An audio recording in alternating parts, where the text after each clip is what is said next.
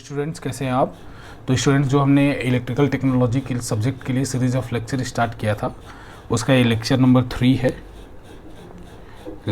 3 है और आज हम पढ़ने वाले हैं डिपेंडेंट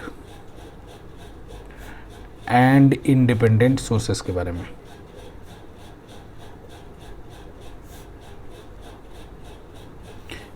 तो सबसे पहले बता दो स्टूडेंट्स कि हम इलेक्ट्रिकल सोर्स जो हमारे पास है जिससे हमें पावर मिलती है उसको दो कैटेगरी में ब्रॉडली क्लासिफाई कर सकते हैं, एसी और डीसी। ठीक है। फिर फर्दर मैं आज के लेक्चर में ज़्यादातर जो हमारे जो सिलेबस में अभी मैं फोकस कर ज़्यादातर डीसी सोर्सेज के बारे में फोकस करेंगे। अभी एसी सोर्सेज को हम नहीं देखेंगे। जब हमारा यूनिट 3 शुरू होगा उसमें हम एसी सोर्सेज के बारे में देखेंगे थोड़ा सा। ठीक है। तो डीसी सोर्सेज को फिर फर्दर क्लासीफाई किया जा सकता है दो तरह के सोर्सेज में। पहला इंडिपेंडेंट सोर्स और दूसरा डिपेंडेंट सोर्स। ठीक है, दूसरा डिपेंडेंट सोर्स। ठीक है। तो डीसी को फर्दर इंडिपेंडेंट और डिपेंडेंट में क्लासिफाई किया जा सकता है। ठीक है स्टूडेंट। तो इंडिपेंडेंट में दो टाइप के सोर्स होते हैं। पहला होता है वोल्टेज सोर्स। ठीक है। और दूसरा होता है करंट सोर्स। इसमें भी वोल्टेज और करंट होते हैं, लेकिन चूंकि एक वोल्टेज और करंट एक किसी चीज़ के ऊपर डिपेंडेंट होंगे तो इस तरह से इनकी 4 कैटेगरीज बनती है। ठीक है ना। पहली कैटेगरी है student voltage controlled voltage source. पहली कैटेगरी है वोल्टेज कंट्रोल्ड वोल्टेज सोर्स। ठीक है। इसकी दूसरी कैटेगरी है करंट कंट्रोल्ड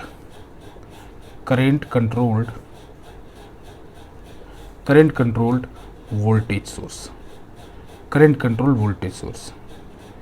तो ठीक है। तो वोल्टेज सोर्स की दो कैटेगरी हो गई, एक वोल्टेज कंट्रोल्ड वोल्टेज सोर्स और एक करंट कंट्रोल्ड वोल्टेज सोर्स। इसी तरह से करंट सोर्स की भी दो कैटेगरी होगी। आप आइडिया रख सकते हैं आप कि किस तरीके से वोल्टेज सोर्स जिस तरह से दो तरीके से होता है तो वैसे करंट सोर्स भी दो तरीके से होगा। किस तरीके से? वोल्टेज कंट्रोल्ड वोल्टेज कंट्रोल्ड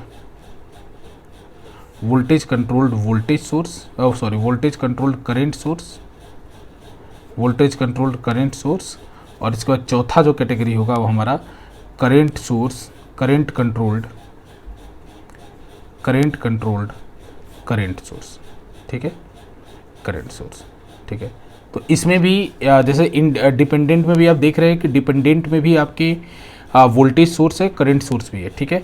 और इंडिपेंडेंट में भी आपके वोल्टेज सोर्स है और करंट सोर्स है। तो वोल्टेज सोर्स क्योंकि डिपेंडेंट के केस में अलग अलग फैक्टर्स जैसे वोल्टेज और करंट के ऊपर डिपेंड करते हैं तो उनके दो कैटेगरीज बन गए। तो वोल्टेज सोर्स दो तरीके के हो गए, वोल्टेज कंट्रोल्ड और करंट कंट्रोल्ड। ठीक है। इसी तरह करंट सोर्स भी दो तरीके के हो गए, वोल्टेज कंट्रोल्ड और करंट कंट्रोल्ड सोर्स। ठीक है ना। आप इसको सिंपली याद रख सकते हैं, दो ही तरीके के सोर्स होने हैं, वोल्टेज और करंट। तो एक बार वोल्टेज जो डिपेंडेंट के केस में वोल्टेज सोर्स जो होगा दो चीज़ों पर डिपेंड कर सकता है, वोल्टेज के ऊपर और करंट के ऊपर। तो हो गया वोल्टेज कंट्रोल वोल्टेज सोर्स और current control voltage source. In the same way current source की बात करें तो करंट सोर्स भी दो चीज़ों के ऊपर डिपेंड करता है, वोल्टेज और करंट। तो उससे भी आप कैटेगरीज बना सकते हैं, वोल्टेज कंट्रोल करंट सोर्स और करंट कंट्रोल करंट सोर्स। तो इस तरीके से याद कर सकते हैं। आज के लेक्चर में हम डिटेल में देखेंगे इंडिपेंडेंट सोर्सेस को। ठीक है। तो पहले बता देते हैं सिंबल, जितने भी आपके इंडिपेंडेंट सोर्स हैं उनको हम इस तरह एक सर्कल से रिप्रेजेंट करेंगे। ठीक है। अब अगर ये वोल्टेज सोर्स होगा तो ऊपर प्लस माइनस लिख देंगे, और अगर ये करंट सोर्स होगा तो इसके अंदर हम एरो लगा देंगे। ठीक है। डिपेंडेंट का सारा जो सिंबल होगा मतलब करंट या वोल्टेज का वो डायमंड शेप का होगा। तो अलग अलग केस में क्या होगा हम देखेंगे। ठीक है। तो अभी आपको बस इतना ध्यान रखना, इसका डायमंड शेप होगा और इसका जो होगा जो सिंबल होगा इसके लिए हम यूज करेंगे वो बिल्कुल ही सर्कुलर सिंबल का यूज करेंगे। ठीक है स्टूडेंट्स। तो मैं बात करने वाला हूँ इंडिपेंडेंट सोर्सेस के बारे में।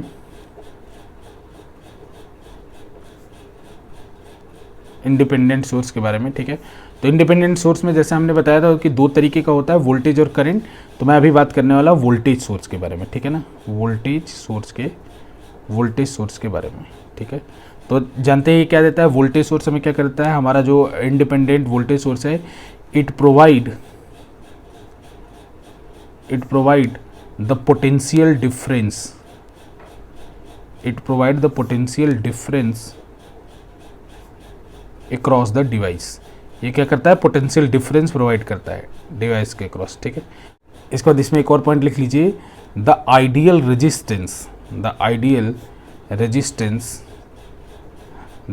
Resistance of A voltage source is always zero. जो एक आइडियल रेजिस्टेंस होगा एक वोल्टेज सोर्स का, वो हमेशा क्या होगा, जीरो होगा। ठीक है, हमेशा जीरो होगा। और अगर मान लीजिए जीरो नहीं है, अगर मान लीजिए आपका सोर्स आइडियल नहीं होगा, तो क्या होगा उसके अंदर इंटरनल रेजिस्टेंस होगा, ठीक है, इंटरनल रेजिस्टेंस। इसको मैं आर से रिप्रेजेंट कर रहा हूँ, स्मॉल आर से। तो इस तरीके से आप इसको बना सकते हैं, प्लस माइनस और इंटरनल रेजिस्टेंस आप इस तरीके से उसके साथ लगा सकते हैं। और यहाँ पे आप कोई भी डिवाइस उससे ड्राइव कर सकते हैं। ठीक है, कोई लोड है जो मैं ड्राइव कर रहा हूँ इसके थ्रू। ठीक है, तो यहाँ पे ऐसे रेटिंग, यहाँ पे उसकी कुछ रेटिंग होगी वोल्टेज सोर्स की। ठीक है, और इस तरीके से आपका कनेक्शन होगा। ठीक है, तो देखिए अगर इस तरीके आ जाए तो न्यूमेरिकल आप कैसे करेंगे, तो सिंपल मान लीजिए उसका इंटरनल रेजिस्टेंस 2 ओम है। ठीक है, इंटरनल रेजिस्टेंस 2 ओम है, और ये जो लोड की वैल्यू है सपोज कर लीजिए 8 ओम है। और इस जो भी बैटरी अगर मान लीजिए मैंने अभी इस केस में लगाया, तो इसका जो EMF है वो 6, इसका EMF है मान लीजिए 6 वोल्ट। ठीक है, EMF है 6 वोल्ट। ठीक है, तो इस केस में मुझे करंट निकालना है कि इस लोड ने कितना करंट इसके थ्रू ड्राइव किया। तो कितना करंट ड्राइव करेगा, तो आप देख लीजिए सिंपल, भले ये इंटरनल रेजिस्टेंस है लेकिन इसको आप सीरीज कॉम्बिनेशन की तरह ट्रीट करना है। तो R इक्विवेलेंट यानी इक्विवेलेंट रेजिस्टेंस आपकी कितनी हो गई, 10।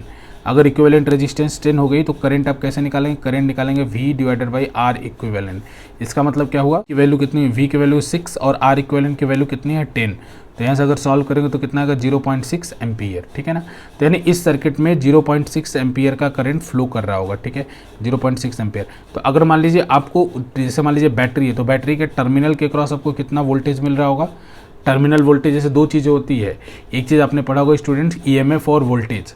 EMF वो चीज़ होती है कि अगर बैटरी को आप लोड से डिस्कनेक्ट कर दें और उसके बाद उसके टर्मिनल के क्रॉस आप उसका पोटेंशियल डिफरेंस मेजर करें, तो उस समय जो वैल्यू निकल के आती है वो EMF निकल के आती है।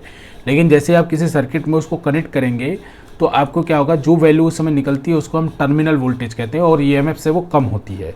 ऐसा क्यों होता है, क्योंकि टर्मिनल अगर आपने मान लीजिए डिस्कनेक्ट किया है तो कोई भी करंट फ्लो नहीं करता है। तो जो आपका V होता है, मान लीजिए उस बैटरी का EMF है कुछ, तो आपका V जो है वो टर्मिनल वोल्टेज के लिए कह रहा हूँ, उस बैटरी का जो EMF है E-IR हो जाता है।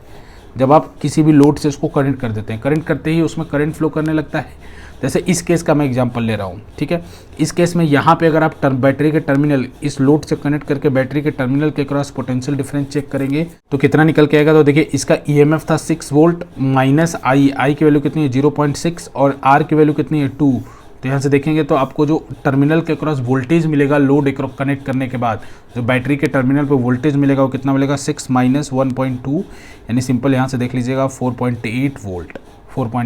ठीक है, अगर वही इंटरनल रेजिस्टेंस बैटरी का ना होता तो यहाँ पे आपको टोटल वोल्टेज मिल रहा होता 6 volt.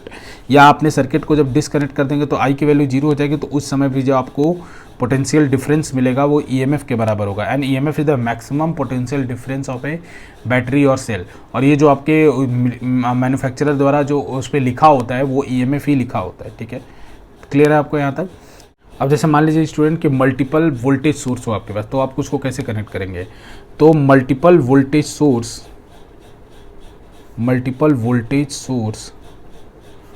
Of unequal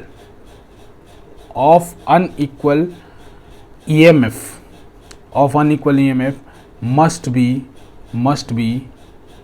must be connected in series। ये बात याद रखिएगा बच्चों कि अगर आपके पास मल्टीपल वोल्टेज सोर्स हैं और वो अनइक्वल वोल्टेज के हैं, multiple voltage source unequal voltage के हैं, तो आपको हमेशा उसको सीरीज में ही कनेक्ट करना चाहिए, उसको पैरेलल में कनेक्ट नहीं करना चाहिए। जैसे मान लीजिए कि अगर आपने यहाँ पे मान लीजिए 10 वोल्ट की बैटरी थी, इसके बाद आपने क्या किया कि यहाँ पे इसको कनेक्ट कर दिया एक 6 वोल्ट की बैटरी से इस तरह। तो आप मुझसे अगर क्वेश्चन पूछेगा कि इसके क्रॉस वोल्टेज क्या होगा, तो अगर मैं आइडियल सोर्स की बात मानूँ तो अगर आइडियल सोर्स होगा तो इसका दोनों का रेजिस्टेंस 0 होगा, तो इसके इंटरनल सर्किट में करंट फ्लो करने लगेगा, मतलब करंट एक ऐसा फ्लो करने लगेगा इसके अंदर। अगर यहाँ कुछ हम नहीं भी कनेक्ट करेंगे तो इसके अंदर एक करंट और huge amount of current flow करेगा। क्यों? क्योंकि अगर मान लीजिए इसके क्रॉस 10 वोल्ट वाला ज़्यादा डोमिनेट होगा तो इसके क्रॉस जो नेट में पोटेंशियल डिफरेंस आया वो 4 वोल्ट का आया, और डिवाइडेड बाई मान लीजिए सर्किट की रेजिस्टेंस बहुत ही कम है 0.02। जैसा कि मैंने बोला कि भाई आइडियल रेजिस्टेंस है तो इसका रेजिस्टेंस अगर मैं बात करूँ तो बहुत ही कम ही होगा, आइडियल अगर वोल्टेज सोर्स है तो इस केस में आप देख सकते हैं जो आपका इस केस में जो करंट निकल के आ रहा है वो निकल के आ रहा है 8000 एम्पियर। ठीक है, तो आप देख सकते हैं huge amount of current flow करेगा और हो सकता है कि यहाँ पे तुरंत ये सर्किट ब्रेक हो जाए या जो वायर्स हैं वो मेल्ट हो जाए। ठीक है, लेकिन इसीलिए मैं कह रहा हूँ कि आपको जब भी मतलब इक्वल वोल्टेज हो तभी आप इसको पैरेलल में कनेक्ट कीजिए, इक्वल वोल्टेज हो तभी पैरेलल में कनेक्ट कीजिए, अदरवाइज अनइक्वल वोल्टेज का इस तरह से कनेक्शन करना गलत है। अगर अनइक्वल वोल्टेज सोर्स है तो आपको ऐसे कनेक्शन करना चाहिए, उनको कैसे कनेक्ट करना चाहिए, सीरीज़ में, ना कि उनको पैरेलल में कनेक्ट करना चाहिए। जैसे 10 वोल्ट है, ऐसे अगर आप 6 वोल्ट सीरीज़ में कनेक्ट करो तो इससे कोई भी प्रॉब्लम नहीं होती है। ठीक है, ये अच्छा कनेक्शन है, इससे आप कोई भी दिक्कत नहीं है। और इसे अगर बल्ब आप कोई लाइट करना चाहें तो कर सकते हैं। ठीक है, जैसे मान लीजिए कि 8 ओम का बल्ब है, ठीक है, तो कितना करंट फ्लो करेगा इसमें तो आप आराम से निकाल सकते हैं, दोनों का पोटेंशियल ऐड हो जाएगा तो कितना होगा 10 + 6 यानी 16 डिवाइडेड बाई 8 यानी कितना आ जाएगा 2 एम्पियर। ठीक है, 16 वोल्ट टोटल वोल्टेज ऐड हो जाएगा। और ऐसा एक आपने कॉम्बिनेशन पढ़ाई हुई होगा बच्चों कि जब आपका सीरीज कॉम्बिनेशन होता है तो क्या करते हैं, डायरेक्ट टर्मिनल आप देखिए और उसके हिसाब से आप वोल्टेज को ऐड या सब्ट्रैक्ट कर सकते हैं। ठीक है, क्लियर है यहाँ तक? मतलब आपको अनइक्वल वोल्टेज जो आइडियल सोर्स हैं, अगर अनइक्वल वोल्टेज हैं आइडियल सोर्स हैं तो आपको उसको नहीं कनेक्ट करना चाहिए पैरेलल में। अगर अनइक्वल वोल्टेज है और आइडियल सोर्स नहीं है, उनका इंटरनल रेजिस्टेंस इतना है कि इस करंट को बढ़ने नहीं देगा, मतलब रेजिस्टेंस सिग्निफिकेंट आएगा उनका, उस केस में आप उसको कनेक्ट कर सकते हैं। ठीक है, उस केस में आपको कुछ ना कुछ आउटपुट भी मिल सकता है। ठीक है, तो स्टिल मैं यहीं आपको रिकमेंड करूँगा कि आप ज़्यादातर इसको सीरीज कॉम्बिनेशन में कनेक्ट करें। ठीक है, एक चीज़ मैं आपसे पूछना चाह रहा हूँ कि क्या ऐसा कभी पॉसिबल है कि टर्मिनल वोल्टेज आपके ईएमएफ से ज़्यादा हो जाए? जैसे बैटरी की रेटिंग है 12 वोल्ट, तो ऐसा कभी पॉसिबल है कि यहाँ पे आपको जो वोल्टेज दिखे, टर्मिनल वोल्टेज दिखे, वो +14 या +16 टाइप की दिखे? ऐसा पॉसिबल है? हाँ, तो याद रखिएगा ये पॉसिबल है। ये कब के लिए है? डिस्चार्ज के लिए। ये डिस्चार्ज के लिए जब आप बैटरी को चार्ज करते हैं तो उस केस में जो यही फार्मूला है वो हो जाता है V = IE + IR। तो जब हम KVL पढ़ेंगे तो आपको हम बता देंगे ये कैसे आया, लेकिन अभी के लिए आप याद रख सकते हैं इसको कि ये ड्यूरिंग द चार्जिंग मतलब इसके हायर पोटेंशियल में करंट इंटर कर रहा हो और लोअर पोटेंशियल से करंट निकल रहा हो, तो इसमें ये चार्जिंग में है। अगर इसके हायर पोटेंशियल से करंट निकल रहा है, लोअर पोटेंशियल में इंटर कर रहा है, इसका मतलब वो डिस्चार्जिंग में है। तो डिस्चार्जिंग के केस में टर्मिनल वोल्टेज इतना मिलेगा और चार्जिंग के केस में टर्मिनल वोल्टेज इतना मिलेगा। यानी बैटरी अगर 12 वोल्ट की है और वो चार्ज हो रही है तो उसके क्रॉस आपको वोल्टेज देखने को मिल सकता है 12 वोल्ट से ज़्यादा। अब हम बात करने वाले दूसरे तरह के सोर्स के बारे में, विच इज़ करेंट सोर्स। ठीक है ना? तो करता क्या है current source? It regulates the value of current in the branch where it is connected. ये जिस भी ब्रांच में कनेक्ट रहेगा उस ब्रांच में करंट की वैल्यू को रेगुलेट करेगा। रेगुलेट करने का मतलब क्या है कि रेगुलेट करने का मतलब कि उस ब्रांच में जो करंट होगी वो डिसाइड की जाएगी करंट सोर्स के हिसाब से। जैसे मान लीजिए कि ये एक सिंपल एग्जांपल लेते हैं, जैसे मान लीजिए इस तरह इसको रिप्रेजेंट करेंगे, सर्कुलर और बीच में एरो। ठीक है, और इसको मैंने कनेक्ट कर दिया एक रेजिस्टेंस से, मान लो ये रेजिस्टेंस है 6 ओम का और इसमें इसका रेटिंग है करंट सोर्स का रेटिंग 3 एम्पियर। तो यानी ये इस ब्रांच में कनेक्टेड है तो इस ब्रांच में जो करंट कितना फ्लो करेगा 3 एम्पियर। तो इस तरीके से आप सिंपल निकाल सकते हो, यहाँ पे वोल्टेज कितना होगा 18 वोल्ट। ठीक है ना?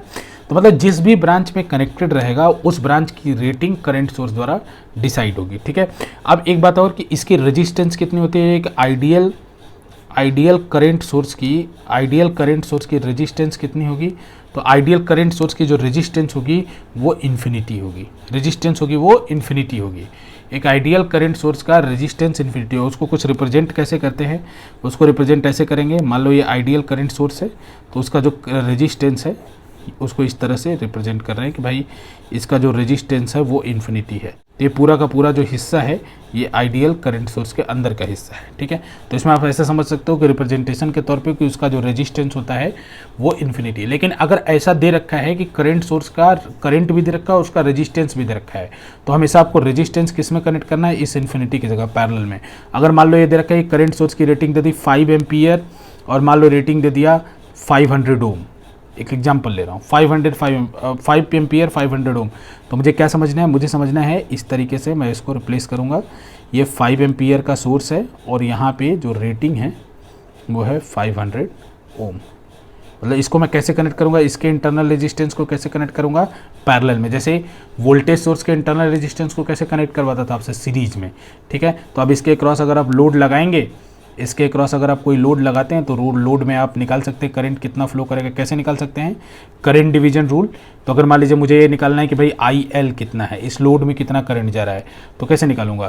तो आपको पता होगा फॉर्मूला कि इस ब्रांच में, जिस ब्रांच में कनेक्टेड है, मतलब इसको मैं एक्सटर्नल रेजिस्टेंस की तरह ट्रीट कर लूँगा सॉल्व करते समय, ठीक है ना। तो जिस ब्रांच में कनेक्टेड है वहाँ पे करंट क्या होगा? 5 एम्पियर। तो इस पूरे ब्रांच में जो करंट होगा वो 5 एम्पियर, इस ब्रांच में करंट होगा 5 एम्पियर। अब इसके बाद यहाँ पे करंट दो पार्ट में डिवाइड हो जाएगा, एक IL में और एक इसका नाम दे दूँ मैं कि I इन करके, या कुछ भी नाम दे दूँ मैं, I1 नाम दे रहा हूँ, ठीक है। तो एक इसमें और एक इसमें। तो IL की वैल्यू कैसे निकाली जाती है? तो IL की वैल्यू अगर आपको पता होगा पैरेलल में, अगर यहाँ पे पैरेलल, ऐसे ही तो क्वेश्चन है कि एक टोटल करंट है, दो पैरेलल पाथ में डिवाइड होना है, तो कैसे डिवाइड होता है? तो इसका दो रेजिस्टेंस के लिए हमारे पास फॉर्मूला है सिंपल। तो आपको पता है कि मुझे RL में करंट निकालना है, तो मुझे रेजिस्टेंस ऊपर कौन सा लिखना होगा? 500 divided by total resistance, that is 500 plus RL into 5 ampere. ये मैंने एक एग्जांपल बताया, जैसे आपको RL में करंट निकालना था तो ऊपर रेजिस्टेंस लेंगे आप ये वाला, उल्टा रेजिस्टेंस लेते हैं, ठीक है ना। जैसे अगर दो रजिस्टर हो, जैसे एक टोटल करंट आई जा रहा हो और दो रजिस्टर में वो डिवाइड हो रहा हो, एक रजिस्टर है आपका R1 और दूसरा रजिस्टर है R2, ठीक है। तो इसमें अगर मुझे I1 लिखना है और I2 लिखना है, तो I1 किसके बराबर होता है? I1 बराबर होता है R2 divided by R1 plus R2, ठीक है। I2 की टाइम्स I, ठीक है, मतलब जो टोटल करंट आपका है, ठीक है। और I2 किसके बराबर होता है? I2 बराबर होता है R1 divided by R1 plus R2 times I। तो इस तरीके से निकालते हैं, तो उसी फंडे का मैंने यह यूज किया और इसको इस तरीके से मैं सॉल्व कर सकता हूँ, ठीक है। तो इस तरीके से आप समझ सकते हैं जिस भी ब्रांच में आपका करंट सोर्स कनेक्टेड होगा उस ब्रांच में आपका करंट कांस्टेंट होगा। अब मैं बात करूँ कि अगर आपके पास दो अनइक्वल करंट सोर्स है तो आप उसको कैसे कनेक्ट करना चाहिए। इक्वल है तब आप कनेक्ट कर सकते हैं, सीरीज पैरेलल दोनों में कोई दिक्कत नहीं है। लेकिन अगर आपके पास अनइक्वल करंट सोर्स है तो आपको कैसे कनेक्ट करना चाहिए? तो दो अनइक्वल अगर करंट सोर्स हो, two unequal current source must be connected